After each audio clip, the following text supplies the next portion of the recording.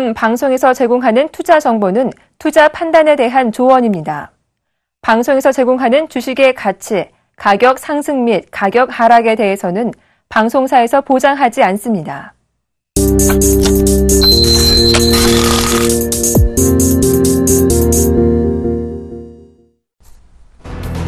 국제 유가가 상승세로 거래를 마감했습니다. 이란이 경제 제재가 동시에 해제될 때만 최종 핵 합의서에 서명하겠다고 언급하면서 이란의 핵 프로그램 합의에 대한 불확실성이 커졌기 때문입니다. 뉴욕 상업거래소에서 5월 인도분 서부 텍사스산 원유 가격은 배럴당 37센트 0.73% 오른 50.79달러에서 거래를 마감지었습니다. 런던 이체 선물 시장에서 브렌트유 가격은 배럴당 1달러 오른 57.80달러를 기록했습니다. 미국 노동부는 4월 첫째 주 신규 실업수당 청구 건수가 전주보다 14,000건 증가한 28만 1,000건을 기록했다고 발표했습니다. 이는 마켓워치 예상치 28만 5천 건을 하회한 결과였습니다. 고용시장 추세를 알 수 있는 4주 평균 실업수당 청구 건수는 3,000건 감소한 28만 2,250건을 나타내 15년 만의 최저치, 2000년 이후 최저치로 떨어졌습니다. 하루 전 실적을 내놓았던 알코아가 3.3% 비교적 큰 폭으로 내렸습니다. 1분기 실적이 부진했다는 평가를 받아서입니다. 전날 알코아는 전년 같은 기간보다 순이익은 늘었지만 매출은 예상에 못 미쳤다고 발표했습니다. 알코아의 1분기 매출은 전년 같은 기간보다 6.7% 증가한 58억 2천만 달러를 기록했습니다. 전문가 예상치 59억 4천만 달러를 밑돌았습니다. 한편 미국의 지난 2월 도매 재고가 예상을 소폭 웃도는 증가율을 기록했습니다. 미 상무부는 2월 도매 재고가 0.3% 증가했다고 발표했습니다. 톰슨 로이터 전문가 예상치 0.2% 증가를 웃도는 수치입니다. 한편 지난 1월 도매 재고는 기존의 0.3% 증가에서 0.4% 증가로 상향 조정됐습니다.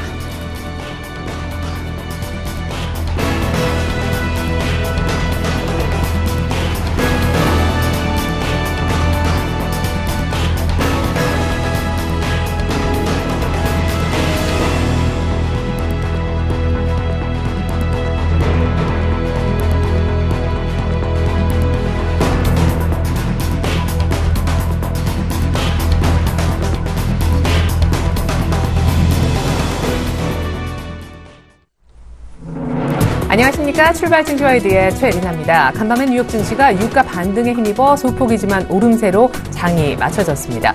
하루 전만 해도 6% 이상 급락했던 유가가 소폭이지만 반등할 수 있었던 이유는 이란의 핵 협상 관련된 불확실성이 대두됐기 때문인데요. 이란이 최종 핵 합의서에 서명하기 위해서는 경제 제재가 동시에 풀려야만 한다고 또 뒤늦게 조건을 달았기 때문입니다. 오늘 이와 같은 뉴스가 유가 관련주에는 또 한 번의 반향을 일으킬 듯한데요. 우리 또 주식도 이 부분과 관련 저희가 짚어보는 시간 마련할 것입니다. 한편 실적은 부진했습니다. 우리 시각으로 전전일 밤에 실적을 공개했던 알코아의 매출이 좋지 않음에 따라서 알코아는 어제장 뉴욕 증시 정규정에서 3% 이상 내림세를 보였는데요. 이제 기업들의 실적이 사실 시장의 중심 변수가 되는 상황에서 다음 주부터 본격 어닝 시즌에 들어가게 되죠. 때문에 JP모건 체이스, 인텔 등 다음 주 실적의 첫 스타트가 될 그런 기업들의 주목도가 높아지고 있습니다. 장 초반에 어닝 우려로 흔들렸던 뉴욕 증시는 그렇지만 유가 반등으로 결국 플러스 마감을 지었는데요. 마감가 보시겠습니다. 네, 다우지수가 0.3%가량 상승했어요. 이제 17,800선 부근까지 올라온 그런 모습이고요. S&P 500과 나스닥이 0.5% 안팎으로 다우지수 상승폭보다는 약간 더 컸습니다. 이어서 유럽이 되겠습니다. 유럽에서는 독일의 산업생산 지표가 좋게 나왔습니다. 2월 산업생산이 예상치를 웃도는 결과를 나타냈고요. 그리스가 IMF에 약속한 대로 채무를 데드라인에 맞춰서 상환을 함에 따라서 이것 역시 호재가 되었습니다. 독일이 한 1%, 영국도 프랑스도 1% 이상씩 꽤나 미국 쪽보다 오름폭이 컸다 이렇게 보여지네요. 이번엔 유가가 되겠습니다. 간밤 미국 증시 상승에 사실상 기폭제 역할을 했던 것은 다름 아닌 유가였었죠. WTI가 하루 전에 6% 이상 크게 밀리면서 반등을 해줬던 가격 대비 빠져서 50불을 겨우 턱걸이 했었었는데 일단 간밤에 소폭 반등했지만 51불까지는 아직 다가서지 못하는 모습이 되겠습니다. 어쨌거나 유가가 추가로 급락하지 않았다는 것에 큰 의미를 둬야 되겠네요. 한편 간밤에 미국의 고용지표가 발표가 됐습니다만 4주 평균을 따졌을 때 실업자 수는 상당히 안정적으로 잡히고 있다는 것 또한 뉴욕 증시 반등의 모멘텀이 됐네요. 출발 증시 와이드 시작하겠습니다.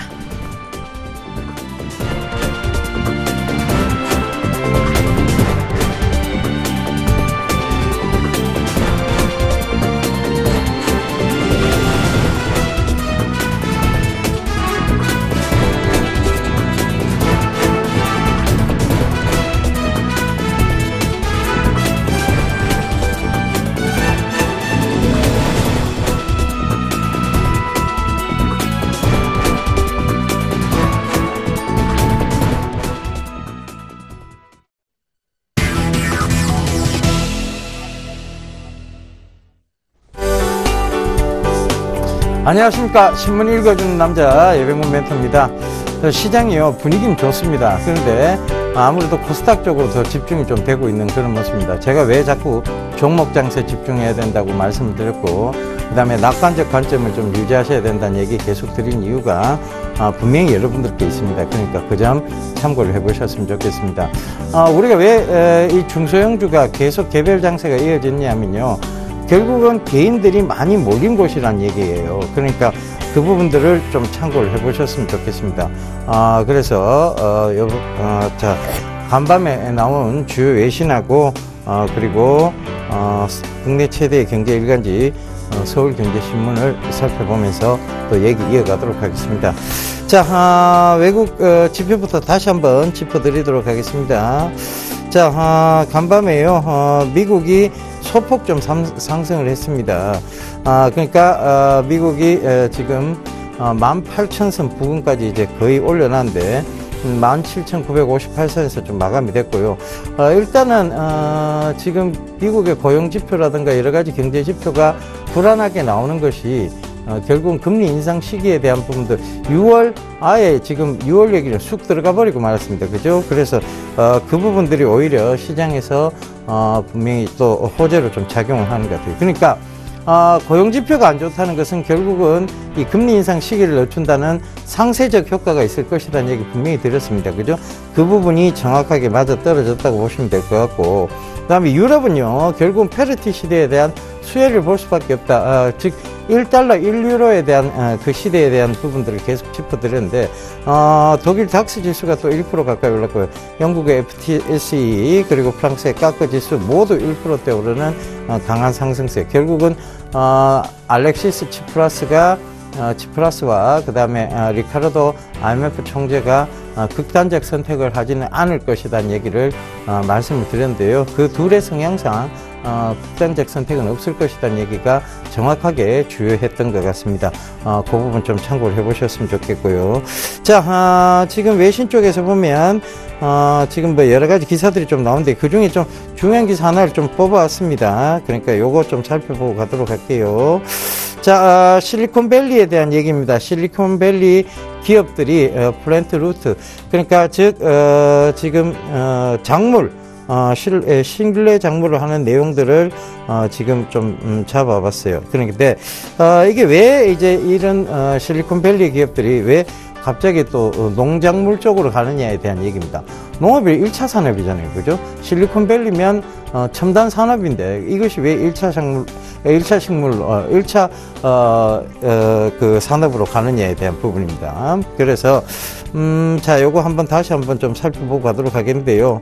자, 일단은 실리콘밸리가 집중하는 이유가 있어요. 그래서 이 부분을 조금 짚어드리도록 하겠습니다. 여기 내용에 보면요, 농업에 대한 얘기들이 좀 나오는데, 이 농업에 대한 부분에서 어떤 얘기가 나오느냐면, 요거 좀 중요하시게 보면 되겠죠. Agriculture is the last frontier for a lot of different technology.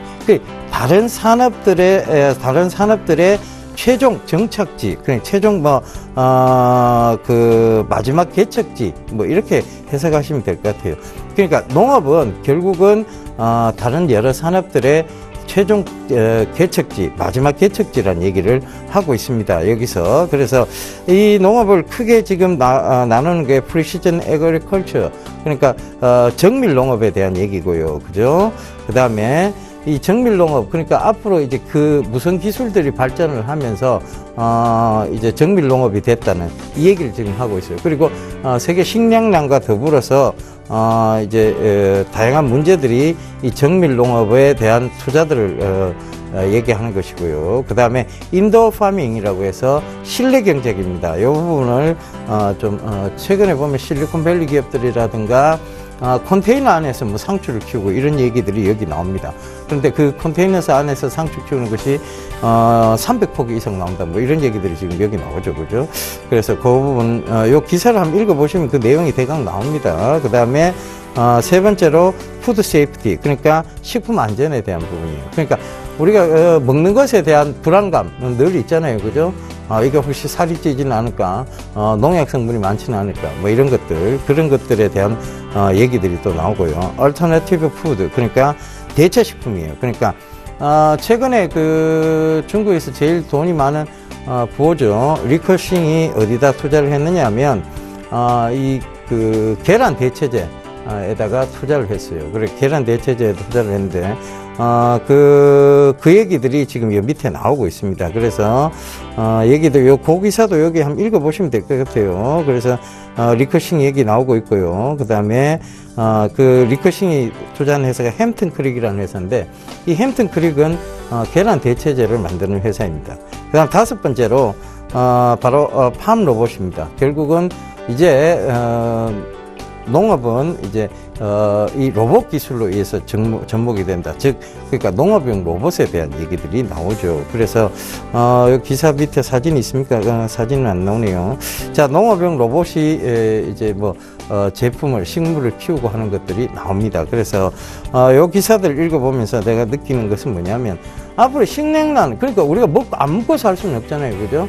그 부분에 대해서 식량난에 대한 부분들이 분명히 불거질 것이고, 그 다음에 또 하나가 있죠. 지금도 뭐 식량난의 세계가 몸살을 앓고는 있습니다만, 결과적으로 지금 기후변화, 이상 기후변화 형성도 이런 식량난에 또 한몫을 할 것이고, 그러다면 이 식량난에서 우리가 해결할 수 있는 부분들을 찾아봐야 될 것 같아요. 그래서 이런 것들 때문에 투자 기업들이 계속 증가를 하고 있는데, 자, 우리나라에서도 이 식량난에 대해서 제가 얼마 전에도 이 식량난 때문에, 그리고 가뭄 때문에 얘기를 한번 드렸습니다.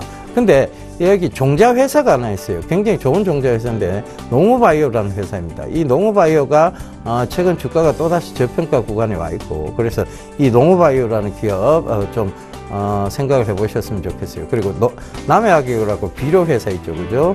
그리고 팜스토리 뭐 이런 여러 가지 회사들이 있습니다. 그러니까 그런 회사들이 앞으로 단기적으로 조금 시세를 줄 만한 내용들을 가지고 있다. 이렇게 좀 보시면 좋을 것 같아요. 너무 길게는 보지 마시고요. 짤막하게 끊어서 짧게 보시면 좋을 것 같습니다. 자, 국내 최대의 경제 일간지 서울경제신문 이어서 살펴보도록 하겠습니다. 자, 서울경제신문을 한번 살펴볼게요. 자, STX 조선에 대한 얘기 나옵니다. STX 조선, 진해 조선소 가보니 이런 얘기가 나오는데, 다시 일어설 수 있어요. 그죠? 다시 일어서야 되죠. STX라는 그룹이 망하게 되면, 경제적으로 커지는 파장이 굉장히 큽니다. 이 채권단이, 결국은, 이제, 어느 정도 양보를 좀 하고 있는 상황이고, 그리고 대우조선해양의 새로운 사령탑 후보, 정성립 STX 조선해양 대표입니다. 이 STX 조선해양, 지금은 뭐 상장 폐지가 됐어요, 사실은. 근데 이 STX 조선해양이 STX, 그러니까 지금 STX 본주죠. 그러니까, 지주회사 합격을 하고 있는 STX와, 그 다음에 지금 거래 정지가 걸려있는 STX 엔지니어라는 거, 이런 회사는 지금 보실 필요가 없고요. 페노션에 분명히 영향을 좀 미칠 수 있는데, 페노션 쪽보다는 STX 쪽에 선영향을 좀 미친다고 보시면 좋을 것 같아요. 그래서 지금 보면 정 대표의 리더십이 돋보였다는 평가가 나오고, 그 다음에 무리한 중국 진출 조선업계 불황으로 2013년도에 이제 STX 그룹이 해체가 된 건데, 부실의 원인이었던 저가 수주를 좀 탈피를 했고요. 자, 그 위기에서 좀 벗어났다는 얘기 나오죠, 그죠? 그리고 중형 탱크선 위주의 수주가 확대됐다. 이것은 부가가치가 좀 높은 산업 쪽으로 갔다는 얘기고, 영업 손실 규모가 1조 5,600억 원에서 이제 1년 만에 3,137억까지. 그러니까 결국은 1조 1,000억을 더 줄였다는 얘기예요. 그죠? 그래서 영업 손실에 대한 제로 기대감이 슬슬 나오고 있다는 얘기고, 컨테이너선, LNG선 분야 기술 우위 지킨다는 방침을 계속 고수하고 있고, 성동조선과도 합병도 이제 수면 위로 떠오르고 있다. 즉, 여러 가지 지금 이제 바다권에서 탈피하고자 하는 신호들이, 산업적 신호들이 보인다는 것이죠. 그렇다면, 지금 STX를 좀 주목해봐도 좋지 않을까, 그렇게 보여집니다. 그래서 STX, 조선해양이 아니고요, STX입니다. 그거 좀 참고하셨으면 좋겠습니다. 자, 그 다음 기사 좀 살펴보면서 또 얘기 이어가도록 하겠습니다. 트리플 융합으로 기계산업의 신성장 동력, 지금 경남의 이제 얘기죠. 결과적으로 경남도지사 홍준표 씨와 그 다음에 전에 이제 박근혜 대통령이 이제 그 경남 지역에 이제 개발에 대해서, 그리고 산단, 산업단지에 대해서 얘기가 좀 있었습니다. 그래서 이 부분을 제가 좀 짚어봤는데요. 여기에 주요 내용은 뭐냐면요. ICT 융합 스마트 시스템 개발입니다. 결국은 이 내용이에요. 사업 내용, 여기서 두산하고 참여기업이 두산하고 중소기업이란 얘기고, 지능형 기술 개발, 이쪽 두산하고 유노믹, ICT 전문 중소기업하고 창원대 산학협력이죠. 그죠? 그 얘기고, 무인 항공기 얘기 나옵니다. 또, 그죠? 카이라든가, 그래서 항공우주, 그 다음에 퍼스텍 이런 것들이 최근에 굉장히 강하게 올라갔었죠. 그 다음 타자가 있어요. 그죠? 바로 항공기 인베디드 소프트웨어 쪽입니다. 그거 좀 보셔야 될 것 같고요. 그 다음에, 해양 플랜트용 극지원, 이 항공기 인베디드 소프트웨어 요거는요, 제가 오늘 공개방송 때 여러분들께 또 공개해 드리겠습니다. 그러니까 공개방송에 들어오셔서 들으세요. 그 기업은 제가 분명히 말씀드리도록 하겠습니다. 앞으로 성장성이 높은 기업들이죠. 그 두 가지 기업들 말씀드리겠고요. 해양 플랜트용 극지원 소재 부품 개발. 그러니까 대우조선해양이라든가 두산협력사 이런 얘기들 나옵니다. 그죠? 자, 이게 중요해요. 그러니까 지금 결국은 이 얘기는 뭐냐면, 이 얘기를 좀 풀어서 얘기 드리자면요. 결국은 스마트 기술의 융합입니다. 그러니까 지금 이 산단에서 투자를 하고 또 하는 것은 이 모든 산업에 대해서 스마트 기술을 융합하겠다는 거예요. 그러니까 이건 뭐냐면 결국은 IoT죠. 그죠? 인터넷 오브 싱스. 즉 사물 인터넷에 대한 얘기입니다. 그러니까 그 부분을 사물 인터넷이 앞으로 향후 시장에서 갈 수밖에 없는 명확한 이유들이 여기서 나오고 있다는 것이죠.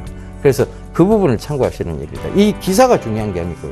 여기서의 산업이 뭘 앞으로의 어떤 미래 산업을 주목하고 있는가를 예의주시하시는 얘기입니다. 그것이 인터넷 오브 싱스라는 거 분명히 다시 한번 느끼셨으면 좋겠습니다. 자, 그 다음 세 번째 기사 좀 보고 가도록 할게요. 전기차 4,000원으로 서울서 부산 간다, 이 얘기 나오죠. 미래시장입니다. 역시 결과적으로 서울에서 부산까지 390km를 달린다고 할 때 전기자동차, 일반 디젤차 중 경제적인 선택은 무엇일까? 이 기사인데요. 이 전기차는요, 이 BMW i3를 이용하면 약 4,000원 정도 충전비만 있으면 부산까지 간다는 얘기입니다. 그런데 이 공용 급속 충전기를 이용하면 무료란 얘기죠. 그러면 뭘 이용하시겠습니까, 여러분은? 공용 급속 충전기를 이용하시겠죠. 그 공용 급속 충전기의 대표적인 회사가 있습니다. 많이 강조드렸던 종목이고요.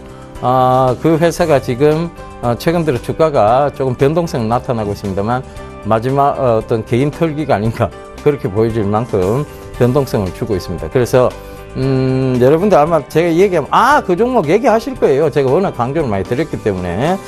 자, 이 충전 인프라 확충하고 전기차 구매 지원 등의 노력이 필요하다는 얘기도 나오고 있고요. 환경부가 최근 전기차 상용화 종합 대책을 내놨습니다. 그죠? 이런 부분도 전기차의 미래 성장성에 한 몫을 하겠죠. 그리고 2023년, 5년 내에, 그러니까 급속 충전 시설을 5년 내 1,400기까지 늘린다는 얘기입니다. 자, 이 얘기가 분명히, 나올 것이고요. 전기차 전기차 수를요, 현재 6,000대에서 오늘 2020년대에는 20만 대까지 늘리면 당연히 충전 인프라 필요할 것이고, 미래차, 전기차 시장 갈 수밖에 없습니다. 최근 들어, 제가 말씀드린 전기차 쪽에 가기 위해서 꼭 나오는 게 뭐냐면, 차량 경량화에 대한 얘기들 말씀드렸어요. 현대 EP라든가 지금 에코플라스틱 굉장히 좋은 모습 보이면서 계속 올라오고 있습니다. 자, 그건 뭐냐면 제가 그 전에 강조드렸던 그런 전기차 미래차 시장에 대한 부분이에요. 결국은 산업싸움입니다. 이 산업싸움에서 우리가 앞으로 나아갈 방향들이 계속 나오고 있는 것이고요. 그리고 우리가 어디에 투자를 해야 될 것인가에 대한 부분들이 명확히 나오고 있다는 것이죠. 그런 부분들을 꼭 좀 참고를 해보셨으면 좋겠습니다. 자, 제가요, 이런 자세한 얘기들, 이 신문 읽어드리다 보면 부족한 면이 많습니다. 시간상 한계도 좀 느끼고 있고요. 그래서 제가 오늘도 공개방송을 준비를 했으니까요. 오늘 이번 한 주 내내 해드리려고 하는데, 어제는 사실 못했습니다. 어제는 출연 때문에 또 못했고요. 그러니까 오늘 또 진행을 하도록 하겠습니다.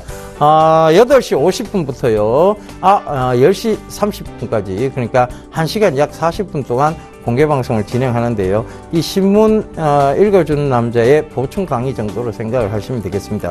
더 봐야 될 부분, 그리고 거기서 왜 우리가 중요하게 이 부분들을 생각해야 되는 것에 대해서 공개 강의를 하니까요. 꼭 좀 참고를 하셨으면 좋겠고요. 이번 주말에 강연회도 있습니다. 바로 내일이죠. 내일 토요일 바로 공덕 하나대투 공덕 지점입니다. 그러니까 공덕역 4번 출구 나오시면 돼요. 4번 출구 나오시면 바로 1층에 하나대투 증권이 보입니다. 거기 오후 2시까지 오시면 되고요. 제가 이제 하반기에 주도를 이뤄나갈 섹터들은 뭐가 있으며 하반기 주도 산업들은 뭐가 있는지 그거를 여러분들께 상세하게 말씀드리고자 합니다. 그러니까 많이들 참석하셨어요. 하반기에 대해서 우리가 또 준비를 해보자고요.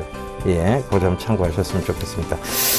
자, 제가 오늘도 이렇게 좀 빠르게 신문을 짚어드렸는데요. 오늘 시장에서 이 전기차에 대한 부분들 분명하게 수혜가 있을 것이라고 저는 보고 있습니다. 그래서 전기차, 그 다음에 STX 요거 좀 보셔야 될 것 같아요. 그죠?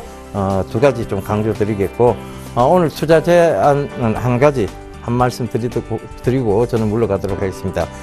글로벌 증시가 아니에요. 지금은 중국 증시의 훈풍입니다. 분명히 이것은 지금 우리 쪽에서 확연하게 나타나고 있고, 우리가 경기 부양책 쓴 것도 아니에요. 근데도 주가는 계속 가고 있습니다. 경기는 어려워지고 있고 뒤에 공포는 시작되고 있다고 하는데 주가는 가고 있죠. 그것은 중국 증시의 따뜻한 바람이라고 보시면 될 것 같습니다. 자, 불확실성 해소가 이제 본격화됐고 진입이 됐습니다. 그러니까 이 뭐냐면 그리스의 채무 쪽의 부분, 이제 이번 달 20 며칠까지는 이 얘기 없어요. 23일까지인가 이 얘기 없습니다. 그리스에 대한 불안감 없어요. 그 다음에 중국에서도 크게 우리가 불안감 없습니다. 그러니까 그 부분 참고해 보신다면, 지금은 왜 제가 며칠 전부터 자꾸 투자 매수를 좀 늘려야 될 시, 그 주식 비중을 좀 늘려야 될 시기라고 말씀드렸는지 이해하시게 될 겁니다. 자, 저는 이만 물러가고요. 다음 주 월요일 날 다시 인사드리도록 하겠습니다. 감사합니다. 예병군이었습니다.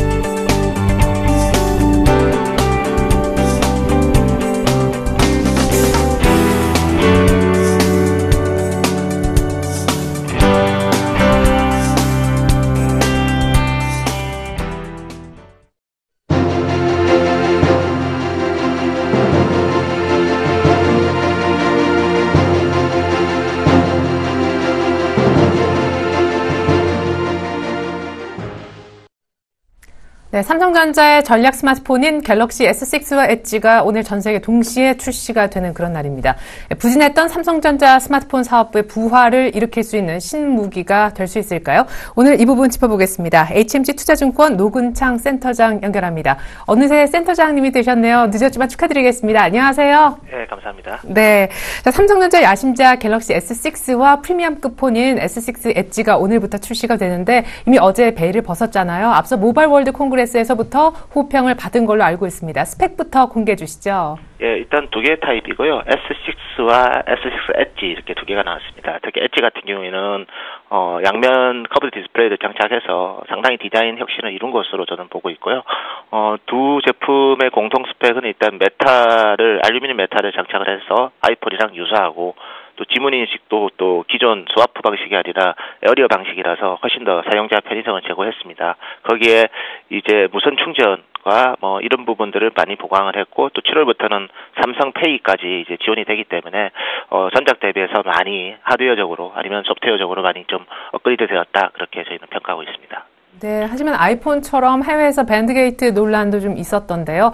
S6는 사실은 뭐 초기 물량 부족 사태까지 지금 얘기가 나오고 있잖아요. 아쉬운 점은 없습니까? 제가 봤을 때는 그냥 삼성이 할 수 있는 수준에서 이 정도면 좀 최선을 다하지 않았나 그런 생각이 듭니다. 그리고 과거 삼성전자가 이제 배터리가 탈착되는 구조였는데 이번에는 배터리 일체형이기 때문에 그 부분이 좀 소비자한테는 좀 불만이 될 수는 있는데 다만 이제 고속 충전이 지금 어쨌든 지원이 되기 때문에 1시간이면 100% 다 충전이 되기 때문에 그런 부분들도 상당 부분은 좀 해소가 되었고 또 사무실이나 이런 게 있을 때는 그냥 무선 충전 패드에 올려놓으면 스스로 충전이 되기 때문에 그래서 배터리에 대한 아쉬움은 또 다른 해법으로 좀 어느 정도 해결했기 때문에 제가 봤을 때는 최근 나온 삼성 제품 중에서 완성도 면에서는 제일 높지 않나 그래 보고 있습니다. 네, 사실은 앞서 나온 S5가 부진했었고 S4가 상당히 많이 팔렸던 그런 모델이었는데요. 어제 신정균 사장 얘기로는 S6가 아마 갤럭시 시리즈 가운데 가장 많이 팔릴 걸로 본다라고 자신을 하더라고요. 이미 선주문만 2천만 대 들어갔다는 뉴스가 퍼진 바 있는데 5천만 대를 파냐 못 파냐 이게 상당히 중요해 보인다고요. 네. 일단 갤럭시 S4가 지금까지 누적으로 7천만 대 팔렸지만 출시된 첫 해에는 4,500만 대가 팔렸습니다. 그래서 S6가 출시된 첫 해에 5천만 대를 팔면 삼성의 지금까지 S 시리즈 중에서 제일 많이 팔리는 모델이 될 수 있는 거고요. 지금 이제 엣지 모델은 일부 물량 부절이 왜냐하면 전체적인 캐파가 부족하기 때문에 수요가 이제 공급을 전체적으로 충족을 못합니다. 그렇지만 추가 증설을 지금 하고 있기 때문에 이런 부분들을 보완한다면 올해 연말까지 엣지 기준으로 한 1,500만 대 그리고 메탈 기준으로 3,500만 대 정도는 무난히 판매되지 않을까. 그래서 단일 모델 중에서는 출시 첫 해에 5천만 대를 넘는 첫 번째 제품이 될 것으로 저희는 예상하고 있습니다. 네, 사실 삼성전자는 그간 스마트폰 사업부가 상당히 급격히 부진해졌기 때문에 갤럭시 S6로 부활을 노리고 있는데요. 2분기 실적이 얼마나 좋아질까 여기에 질문을 드리기에 앞서서 1분기 실적에 대한 리뷰를 좀 들어보고 싶습니다. 아직 잠정치만 공개된 상황이어서 부문별로 IM 반도체가 어느 정도 영업이익에 돈을 벌어왔는지 알 수는 없지만 추정치 정도는 갖고 계시지요. 일단 1분기 실적 리뷰부터 들어볼게요. 네, 1분기는 매출액은 사실 좀 예상보다 부진했습니다. 47조 정도 나왔고 스마트폰 출하량은 4분기 대비 증가했지만 갤럭시 노트 4랑 그다음에 갤럭시 S5가 물량이 많이 감소했기 때문에 매출액은 지난 4분기가 52.7조였는데 이번 1분기는 47조로 상당 부분 비수기와 스마트폰 믹스가 좀 안 좋았기 때문에 매출액은 상당히 좀 실망스러웠고요. 반면에 이제 영업이익은 5.9조를 기록하면서 시장 예상치를 뛰어넘는 그래서 지난 4분기, 1분기 모두 삼성전자 영업이익이 시장 예상치를 뛰어넘는데 그 가장 큰 이유는 지난 3분기에 기록했던 삼성전자의 영업이익을 보고 시장에서 이제 이런 트렌드가 계속될 거라고 이제 보면서 삼성전자의 비용 절감 능력을 너무 간과하는 것 같습니다. 그래서 이번 1분기 실적은 다른 것보다도 삼성전자의 비용 절감 능력이 생각보다 뛰어나다는 것을 저희가 알려준 실적이 아니었나 저는 그렇게 보고 있습니다.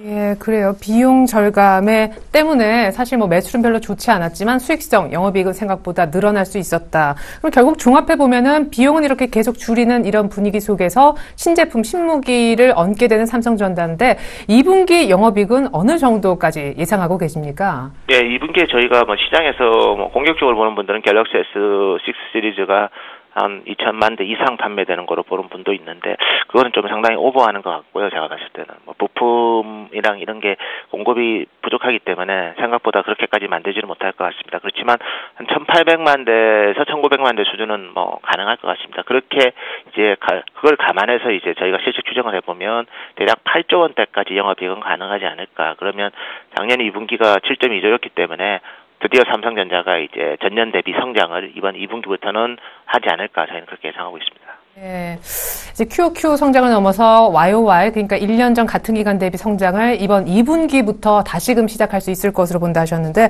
1분기에 사실 이런 선전이 부문별로 따졌을 때 반도체가 여전히 좋아서입니까? 아니면 스마트폰이 예상외로 좀 견조해서입니까? 반도체도 일단은 작년 1분기가 2조였는데 이번 1분기는 2.9조고 작년 4분기가 2.8조였으니까 반도체도 전체적으로는 작년보다는 좋은 그림이고요. 작년 4분기보다도 소폭이나마 시스템 반도체에서 좀 개선 효과가 나타났기 때문에 반도체도 나름대로 선방을 했고요. 이익면에서 반면에 이제 스마트폰은 매출액은 지난 4분기보다 감소했습니다. 저희가 추정하기로는 한 3% 정도 감소한 것으로 보이는데, 이건 철저하게 비용 절감 효과에 의해서 또 마케팅 비용 감소 효과에 의해서 스마트폰 쪽에서 영업이익이 한 2.5조를 기록한 게 제가 봤을 때는 올해 1분기 실적이 예상치를 상회하는 큰 배경이었고요. 반면에 이제 디스플레이 패널은 한 5천억대 영업이익으로 제가 추정하고 있고, 그리고 TV가 상당히 수익성이 악화되면서 CE 사업부는 거의 이익이 안 난 것으로 저희가 추정하고 있습니다. 그래서 전체적으로 보면 반도체의 시스템 반도체의 수익성 개선, 두 번째 IM의 비용 절감, 이게 1분기 실적을 견인했다, 그렇게 보시면 될 것 같습니다. 예, 그렇군요. 자, 그러면은 삼성전자 이제 주가가 어디까지 갈 수 있느냐, 결국 이 얘기를 하지 않을 수가 없는데, 리포트를 보니까 6개월 전만 한 167만 원 써놓으셨더라고요. 예. 그 이유를 좀, 예. 예, 저희는 밸류에이션을 그렇게 해서 PBR 올해 실적 기준 1.6배 적용한 거고요. 올해 영업이익은 저희가 28조 원대 예상하고 있습니다. 작년 25조보다는 당연히 10% 이상 성장하는 건데, 일각에서 삼성전자가 이제 37조 원을 기록했던 2013년에도 주가가 158만 원밖에 안 갔는데 과연 그걸 넘을 수 있을까? 그런 의구심으로 보는 분들도 있는데, 제가 봤을 때는 그때는 IM 사업부, 즉 스마트폰에서 영업이익이 70% 나왔기 때문에 전체적으로 이제 고점 매도를 많이 노린 시점이라면, 지금은 반도체 이제 영업이익이 스마트폰을 앞서고 있고, 또 스마트폰도 예상보다 원가 개선이 이루어지고 있기 때문에 오히려 올해 28조 원을 가지고도 삼성전자는 전 고점을 뛰어넘지 않을까, 저는 그렇게 보고 있습니다. 예, 전 고점인 158만 원대를 넘어선 주당 가격이 약간 더 7만 원 더 올려잡은 167만 원 정도까지 삼성전자 목표 주가 잡으신 배경 들어봤네요. 삼성전자의 이제 전략 스마트폰인 갤럭시 S6가 출시되면 삼성전자 주가는 그렇게 갈 수 있을 것 같은데, 관련해서 부품주 모습은 어떨까요? 반도체 장비 쪽, 후공종이라든가 소재 관련해서 어떤 비율을 갖고 계신지요? 반도체 쪽은 지금 계속해서 삼성이 이제 14나노 투자를 계속해서 재개하고, 또 새로운 캐파 증설을 계속 이루어질 거기 때문에 반도체 장비 쪽은 상당히 양호할 것으로 보고 있습니다. 근데 부품 쪽은 1분기 실적이 잘 나왔지만 비용 절감을 통한 어떻게 보면 이익 개선도 상당 부분 있었기 때문에 이제 올해는 좀 더 혹독한 단가 인하가 있을 것으로 예상이 됩니다. 그래서 부품주에 대해서는 신규로 장착되는 부품 위주로 좀 선별적으로 접근하는 게 맞지 않을까. 기존 부품에 대해서는 어쨌든 더 가혹한 단가 인하가 있을 것으로 저는 예상하고 있기 때문에, 범용 부품에 대해서는 반등시 고점 매도하는 전략이 맞고, 특화 부품에 대해서는 계속해서 좀 집중 투자하는 전략이 맞지 않을까, 그래 보고 있습니다. 네, 반도체 장비주는 상당히 좋게 보셨지만, 반도체 부품 쪽에 대해서 신규로 들어가는 그런, 예를 들면 메탈 케이스라든가 무선 충전, 이 정도로 생각하면 좋을까요? 네, 그렇습니다. 예, 그쪽은 상당히 좋게 보셨습니다. 기존의 그냥 휴대폰 부품주 이쪽은 단가 인하 압박이 혹독하게 있을 수 있으니까 좀 주의를 당부를 하셨네요. 번외로 한 가지만 더 제가 센터장님 뵈면 이거 물어봐야지 했던 게 있는데, 중국에서 요즘에 정부가 좀 지원해 준다고 해서 반도체 쪽을 직접 생산하려고 검토 중에 있잖아요. 아직까지는 우리가 기술력 면에서 훨씬 월등하기 때문에 걱정을 할 필요는 없다곤 하지만, 현실적으로 어느 정도 우려하는 게 맞나요? 일단 시스템 반도체는 이미 중국의 SMIC라는 훌륭한 파운드리 회사가 있고, 또 팹립스 쪽으로는 스프레드트럼과 같은 또 상당히 좋은 회사가 있기 때문에, 중국 정부는 이미 반도체 산업에 대해서 상당한 지원과 협조를 하고 있는 것으로 파악하고 있습니다. 다만 이번에 BOE가 말했던 그 메모리 쪽은 중국 정부가 지원을 하더라도 쉽게 경쟁력을 확보하기 쉽지 않을 것 같고요. 왜냐하면 시스템과 달리 메모리 쪽은 생산 공정이나 이런 게 더 중요하기 때문에, 그런 부분에 있어서 미세 전환에 따른 어떻게 보면 수익성 악화를 중국 기업이 과연 견딜 수 있을까요? 이게 다른 산업과 달리 이거는 장치 산업이기 때문에 상당한 돈을 투자해도 돈을 전혀 못 버는 구간이 한 10년 정도 지속되면, 그건 사실 밑빠진 독에 물 붓는 현상이 되는 거고, 그런 과정을 이미 일본 정부가 지원했던 엘피다도 결국 파산을 했고, 또 타이완 정부가 그렇게 드라이브를 걸었던 대만 디램 회사들도 다 도산을 한 배경도, 결국은 이 디램이랑 이런 메모리 반도체 산업은 돈으로 퍼부어서, 돈도 퍼부어야 되지만 이 미세 공정과 같은 끊임없는 원가 혁신이 되지 않으면 전혀 돈을 못 버는 상황이 될 수 있기 때문에, 메모리 반도체 산업 진출에 대해서는 지나치게 우려할 상황은 아니다, 저는 그렇게 보고 있습니다. 네, 감사합니다. 중국의 메모리 반도체 생산 검토에 관련된 우리 쪽 영향은 사실상 미미하다 이런 얘기 들어봤습니다. 지금까지 HMC 투자증권 노근창 센터장님으로부터 갤럭시 S6와 관련된 삼성전자 얘기 또 주변부 얘기까지 들어봤습니다. 아주 귀한 말씀 감사합니다. 네, 고맙습니다. 예.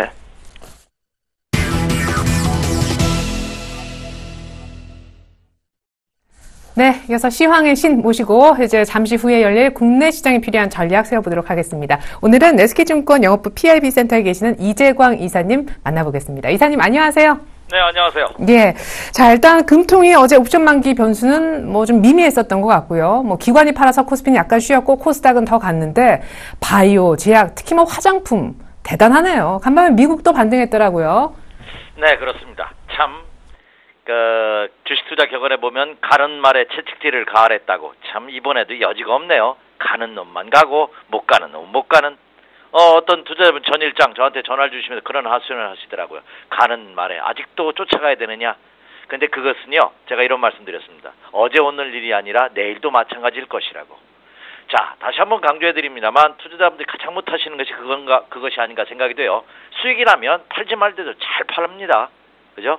손실을 보면 안 팔아요. 왜? 절대 손실 보고 못 판답니다. 자기는 단기 투자자가 아니라 장기 투자자래요.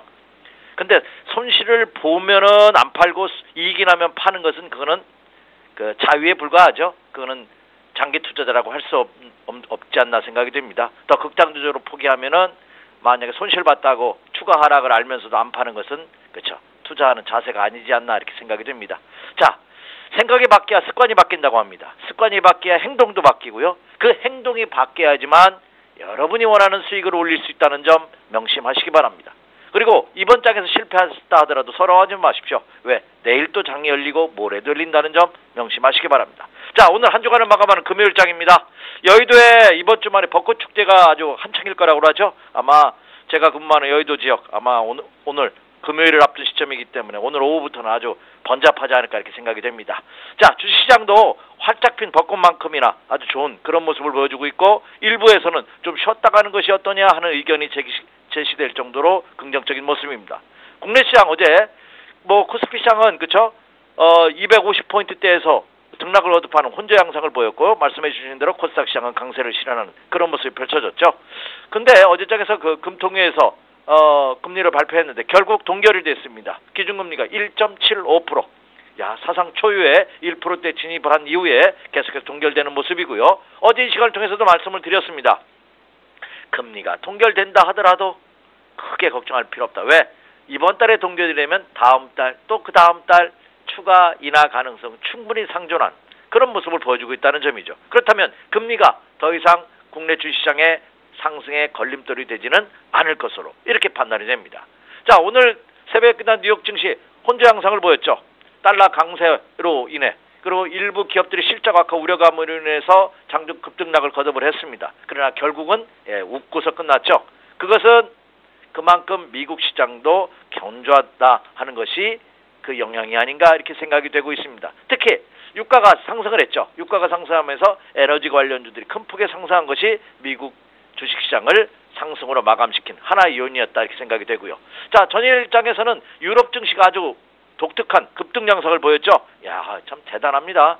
물론 그동안 유럽 증시를 이끌었던 독일 증시, 독일 닥스는 신고가는 아닙니다만 장대 양봉의 모습을 보여줌으로써 다시 한번 직전 고점 돌파의 가능성, 그리고 프랑스라든 기타 국가들은 오히려 신고가 행진을 보이면서 활활 타오르는 그런 모습이 펼쳐졌습니다. 이 또한 굉장히 긍정적인 모습이 아닐까 생각이 됩니다. 아시아 증시에서는 일본은 크게 상승하고 중국 시장은 소폭 조정받았습니다만 중국 시장도 그동안 연속 상승에 따른 차익 실현 매도 물량을 굳건하게 소화하는 그런 모습을 보였다는 점입니다. 그리고 제가 또 하나 이미 제가 전일 이 시간을 통해서 국내 코스피 시장 적어도 2100포인트까지 상승은 충분히 1차 목표치다. 그러면 결국 그 얘기는 무슨 얘기죠? 매도를 고려하고 계신 분이 할지라도 적어도 2100포인트 근접할 때까지 좀 더 가지고 가는 홀딩하시는 조금 더 길게 가지고 가는 그런 매매 전략을 여러분에게 말씀드렸던 겁니다. 그리고 여기서 또 하나 외국인 투자가들이 계속해서 국내 증시를 이끌고 있습니다. 외국인 투자가들이 최근 들어서 국내 시장에 진입한 자금 규모가 2조 원대를 훨씬 넘어서고 있고 올해 들어서만 3조 원을 넘어서고 있습니다. 자, 이런 패턴이 언제까지 지속되겠습니까? 하고 질문하시는 분이 많아요. 근데 제가 그 외국인들의 매매 전략을 제가 정확하게 여러분에게 말씀드릴 수는 없습니다. 왜? 외국인 투자가들이 매수할 때 저한테 연락하고 매수하는 건 아니기 때문에 그렇죠. 그런데 저는 뭐를 보면 여러분에게 알 수 있다 하는 지표를 드리고 싶냐면 원달러 환율 동향입니다. 원달러 환율이 어제 소폭 상승했습니다만 1092원 30전으로 마감했어요. 1100원대를 축으로 해서 아주 견조한 모습을 보여주고 있다는 점이죠. 따라서 이 원달러 환율 동향을 체크하신다면 외국인들 매매 패턴도 조금 우리가 예측해 볼 수 있지 않을까 이렇게 생각이 됩니다. 자, 결론입니다. 전일장의 모습, 국내 시장, 해외 시장, 동남아 시장 모든 시장의 모습을 본다 하더라도 상승 마인드의 기조, 상승 트렌드의 기조는 여전히 유효하다 이렇게 말씀을 드립니다. 사실 코스닥의 경우에는 정말 예전부터 과열이다 했지만 정말 매수가 매수를 부르는 그런 상황이 왔는데 이 장에서 진짜 2100을 코스피도 간다라고 하면 특히 되는 종목을 갖고 계셨다면 쉽게 물량을 뺏겨서는 안 되겠다 하는 생각을 저도 말씀드리면서 들었습니다. 근데 이제 이게 유동성이 막 집중돼서 시장에 가다 보니까요. 처음에는 실적 호전되는 종목이나 섹터만 갔었고 이제는 가격을 싸다가 또 가고 성장성 있는 종목은 또 성장성으로 가고 너도 나도 다 오르니까 이게 어떤 쪽으로 좀 더 물량을 더 싣고 집중화를 해야 될지 고민이 되는 그런 장세가 왔거든요. 변수와 전략 들어보겠습니다. 네, 쉽고도 어려운 얘기가 아닌가 이렇게 생각이 됩니다. 자, 과연 종합지수가 20포인트, 30포인트, 아니 그 이상 상승한다 하더라도 내가 갖고 있는 종목은 못 간다 이런 하소연하는 분이 많아요. 근데 제가 보기에는 그것도 모두에도 언급해드렸다시피 왜 그러냐, 내 구자에 있는 종목은 왜 전 시장 10벌간데 왜 내가 갖고 있는 것은 여전히 저 푸른 물결, 파도만 넘실대는 푸른색이냐는 거죠. 근데 그렇지 않을 겁니다. 왜냐하면 여러분도 이미 수익난 종목을 갖고 계실 텐데 그건 이미 팔아서 치웠죠. 이익신을 했습니다. 그러니까 손해본 종목 갖고 있다 보니까 계좌에 무슨 시퍼런 그런 모습만 보이는 것이 아닌가 이렇게 생각이 됩니다. 그 패턴을 바꾸세요. 그 습관을 바꾸시기 바랍니다. 이 장에서도 내가 수익을 못 냈다 하는 것은 이건 문제가 있는 겁니다. 왜냐하면 적어도 인덱스 수익률 이상을 유지해야지만 시장의 평균이거든요. 근데 인덱스 수익률보다 내 계좌의 수익률이 낮다는 것은 뭐냐?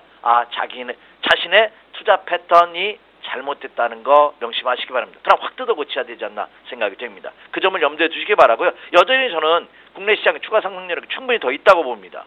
그렇기 때문에 지금이라도 늦지 않았다 이렇게 생각이 되고요. 자, 그리고 종목은요. 여전히 말씀드렸습니다. 이 장의 주도주 적어도 여러분은 50% 이상은 그 주도주에 편입을 하고 계셔야 됩니다.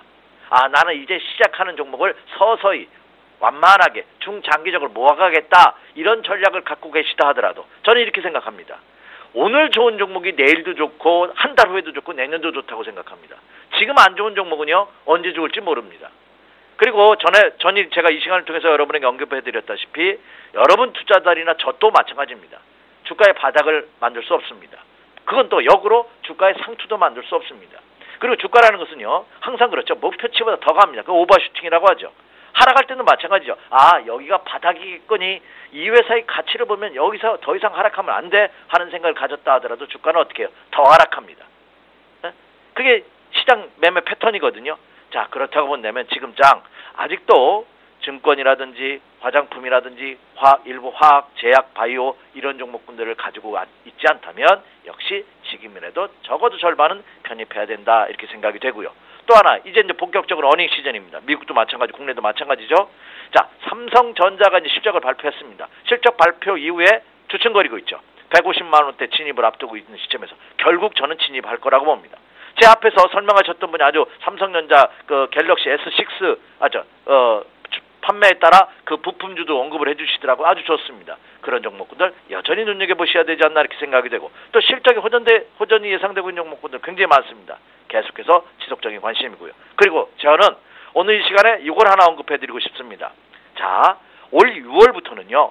K탑30이라는 지표가 새로 생깁니다. 여러분도 들어보셨을 겁니다.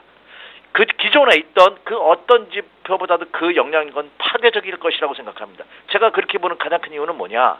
자, 우리나라 주식시장 뿐만 아니라 이제 파생상품 시장에서도 양도소득세가 부과가 됩니다.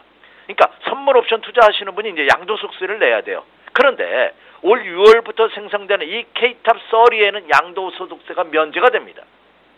그러면 이 K탑30이라는 것이 국내 시장에 상장되어 있는 코스피 시장이나 코스닥 시장이나 통틀어서 업종 대표주 30개를 딱 선정을 해서 그것을 그것을 지표로 한다는 거죠. 그 지표만 끝나는 것이나 그 지표를 가지고 선물 투자, 옵션 투자, 모든 투자, 파생상품 투자의 지표로 삼는다는 겁니다. 그렇게 된다면 그 파급 효과는 엄청날 것으로 보입니다. 그리고 또 하나 국내 기업들 같은 경우에도 이 K탑 서리에 들어가느냐 안 들어가느냐의 여부에 따라 그 기업의 평가가 달라질 것입니다. 신용등급도 아마 조정되리라 생각이 됩니다. 그렇다면 이 K탑 서리에 포함되는 종목군들을 여러분 눈여겨보셔야 됩니다.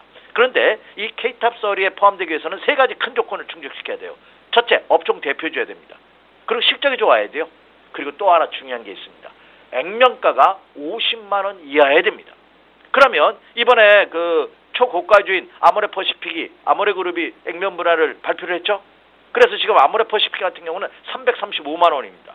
330만 원대입니다. 그렇다고 본다면 이것이 액면 분할하면 3만 원으로 된다는 얘기죠. 10분의 1로 하니까. 자, 30만 원으로 된다는 얘기죠. 마찬가지입니다.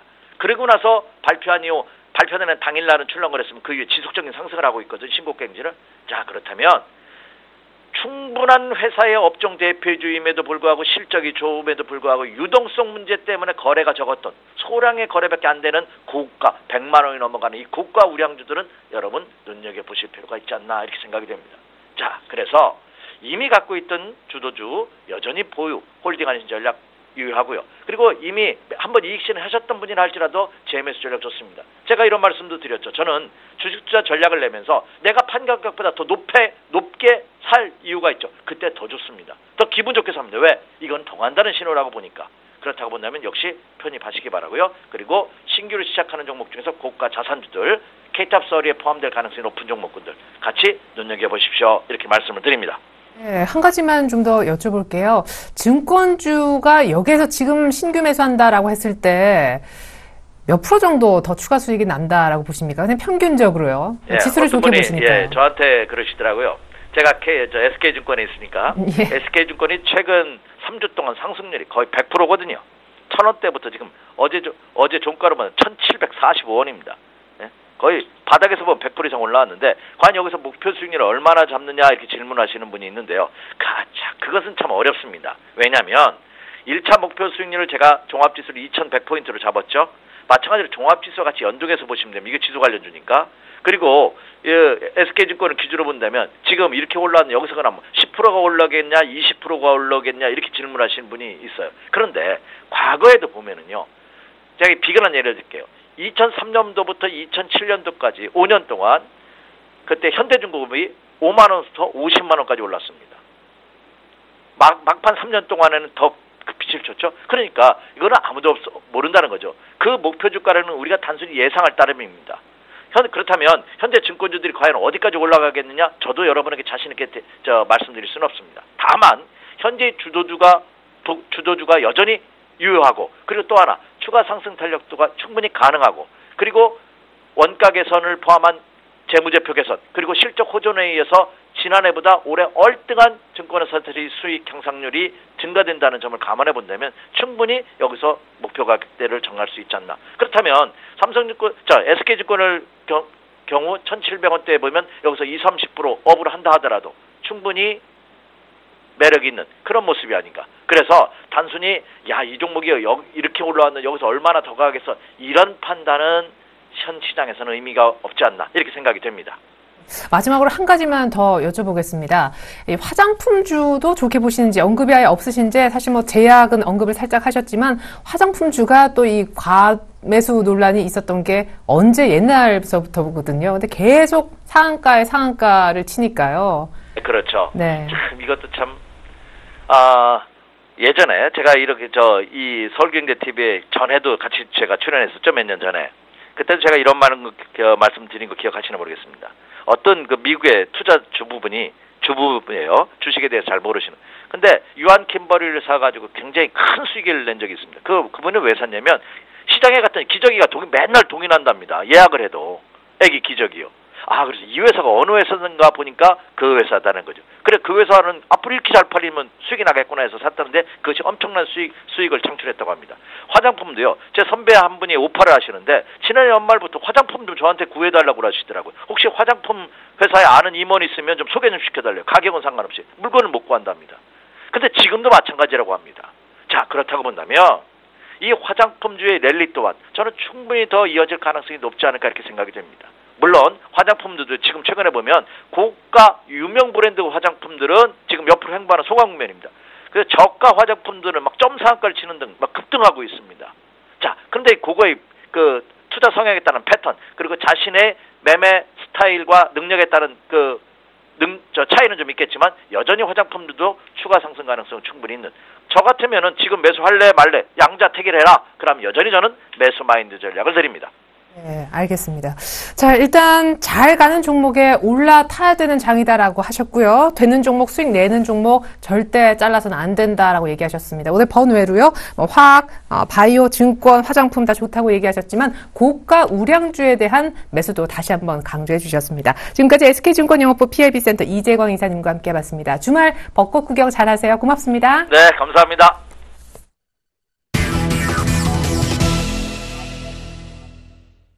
이드코의 상한가 팩토리 시즌2 시간이 왔습니다.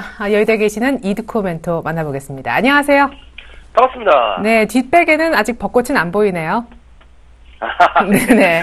자, 시장이 굉장히 좋아요. 사실 시장 걱정하셨던 게 언젠가 싶을 정도로 약간 걱정이 될 정도로. 하지만 반대로 이 장에서는 반드시 수익을 내야 된다는 어떤 필사적인 마음도 생깁니다. 시장 뷰부터 들어보겠습니다.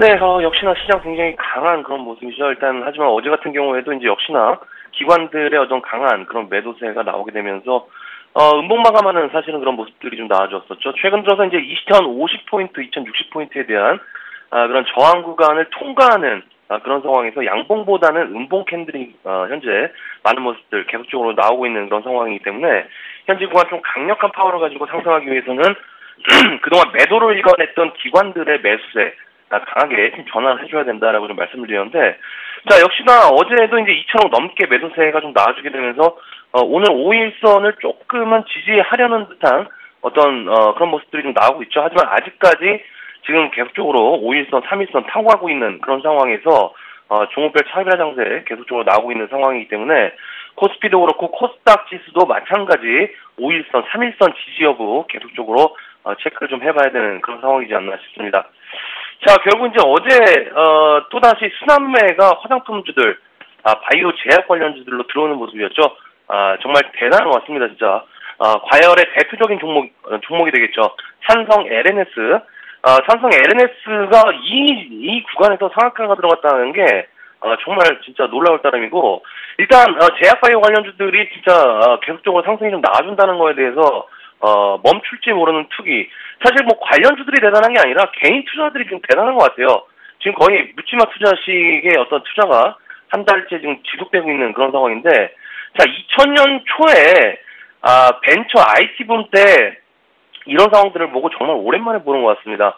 코스닥 지수 같은 경우에도 월봉상, 200월봉선, 이게 상당히 사실은 강력한 그런 어떤, 상단 저항이었는데, 이 저항선을 개인들의 힘으로 지금 돌파했다라는 것 자체가 상당히 놀라운 파워를 가진 어떤 개인들이 투기에 동참하고 있는 그런 상황이지 않나 싶습니다.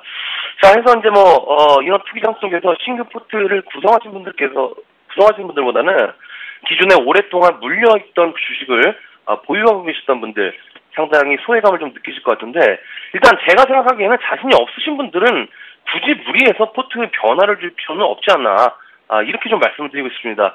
일단 지속적인 상승이 나오고 있는 제약바이오주들만 놓고 예를 들어도 일단 바닥에서부터 지금까지 홀딩하고 있는 투자자보다는 한 번 매도를 하고 또다시 신규 매수가 들어오게 되고 기관들도 매도 후에 재매수하게 되는 어떤 전형적인 순환매 패턴들이 이어지고 있는 그런 것이기 때문에 현재 구간 무리하게 나도 투기에 동참을 해야지 라는 생각을 가지고 동참했다는 속된 말로 설거지를 좀 당할 수 있는 그런 부분이기 때문에 정 투기에 동참하고 싶으시면은 소액으로 단기성 개념으로 좀 보셔야지 포트 전체에 대한 변화를 주면서까지 상승하는 종목들 따라잡기에는 조금은 무리가 있는 그런 상황인 것 같고, 특히 이런 시장에서 소외감을 느끼고 계신 분들은 역시나 우리 상한가 팩토리에서 바닥주들 상당히 좀 많이 잡아놓고 대기하고 있는 그런 상황이기 때문에 지속적으로 집중을 하셔야 되는 그런 부분이다 하고 좀 말씀을 드리겠습니다. 네. 이두칼 상가 팩토리라는 이 공장의 공장장 이름이 딱 어울린다 하는 생각이 드는 게요. 전일에 라이브 플렉스가 캠핑 열풍 얘기하시면서 바로 이 시간 언급을 하셨던 걸로 생생히 기억하는데 어제 거의 상가 가는 줄 알았습니다. 종가상으로도 별로 안 빠졌는데 하루 만에 목표가 달성 축하드릴게요. AS부터 들어볼까요? 네, 일단 뭐 어제 추천주가 되겠죠. 일단 네. 라이브 플렉스 어제 14%까지 급등을 하면서 거래량이 어느 정도 터진 그런 모습이 되겠죠. 일단 이 종목이 게임 관련된 사업과 뭐 아웃도어 관련된 그런 사업을 영위하고 있었는데 일단 게임 관련된 사업보다는 아웃도어 관련된 매출적인 부분들 중국의 아웃도어 열풍을 부탄가스 매출에서 좀 알 수 있듯이 어느 정도 영향이 있을 것이다라고 가능성 있다라고 좀 말씀드리면서 일단 단기 목표가 한 1,800원 정도 좀 말씀드렸던 종목이 되겠는데 일단 바닥에서 단기 박권을 일단 돌파하는 그런 모습이죠. 일단 어제도 말씀드렸던 것이 1,550원 정도. 그러니까 이번 연도 2월과 3월 달에 고점적인 부분들 점진적으로 돌파형이 나와주면서 거래량이 터지고 급등이 나왔던 그런 종목이기 때문에 어제의 급등 상당히 좋은 구간에서 정확하게 또 나온 그런 상황이지 않나 싶습니다. 자, 그래서 이제 어제 말씀드렸던 부분들이 1차 목표가를 한 1,800원 정도 말씀을 드렸었고 돌파를 하게 된다면 홀딩하고 계신 분들은 재차 목표가를 수정하게 됐다라고 이제 말씀드렸던 그런 부분인데 자, 일단 오늘이 상당히 좀 중요한 그런 부분이 되겠죠. 1,700원대를 유지하게 되면서 상승이 좀 나아진다라고 했을 때 일단 2,000원 정도 부근까지도 급등 가능한 그런 모습이기 때문에 1,820원 어제의 고점이 되겠죠. 1,820원에 대한 돌파 체크를 하시면서 매매하셨던 분들은 어느 정도 수익을 챙길 수 있는 그런 종목이었지 않나 싶습니다. 자, 해서 이제 종목은 상당히 좀 많죠. 사실 이제 어느 정도 시장이 좀 안 좋을 때 이런 종목, 급등 종목이 하나하나 나와주게 된다면 뭐 사막의 오아시처럼 상당히 시원했을 법도 한데 요즘 뭐 너무 많은 종목들이 투기장으로 좀 변질되다 보니까 조금은 걱정이 되는 것도 사실입니다. 하지만 앞에서도 말씀드렸지만은 현재 내 종목이 못 간다라고 해서 너무 상심하지 마시고 자, 결국 주식은 순환매잖아요. 언제 어느 시기에 손살같이 순환매가 나올 수 있는 그런 부분이기 때문에 자신 없으신 분들은 굳이 무리하게 포트 변화 주지 마시고 재료가 있고 바닥권에 있는 종목들 반드시 상승 가능하다는 점 인지를 하시고 항시 우리 상한가 팩토리 앵커님께서 말씀해 주셨던지 상한가 팩토리가 뭡니까?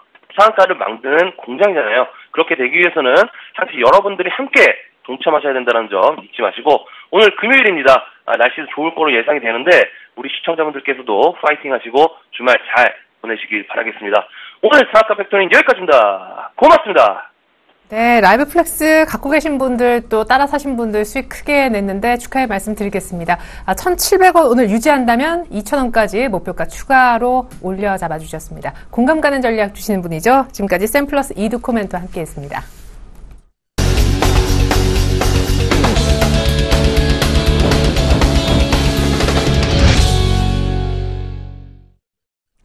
네, 간밤 뉴욕 증시가 소폭이지만 반등했습니다. 하루 전 급락했던 유가가 이란 핵 협상 관련된 불확실성이 고개를 들자 반등해줘서 에너지주가 상승했기 때문인데요. 유럽 쪽도 신고가 흐름이 독일을 제외하고 영국과 프랑스에서 포착됐습니다. 독일의 산업 생산이 좋게 나오면서 경기 회복 기대감이 커진 탓인데요. 오늘 우리 장도 좋은 모습 보여주지 않을까. 물론 금요일이긴 합니다만 전형적인 소강 국면의 금요일장이 아니길 바라겠습니다. 일단 유럽도 신고가 분위기, 중국, 일본, 홍콩까지 분위기가 좋은데 우리도 예외가 아니길 바라요. 잠시 후 개장가 들고 입으로 다시 오겠습니다. 고맙습니다.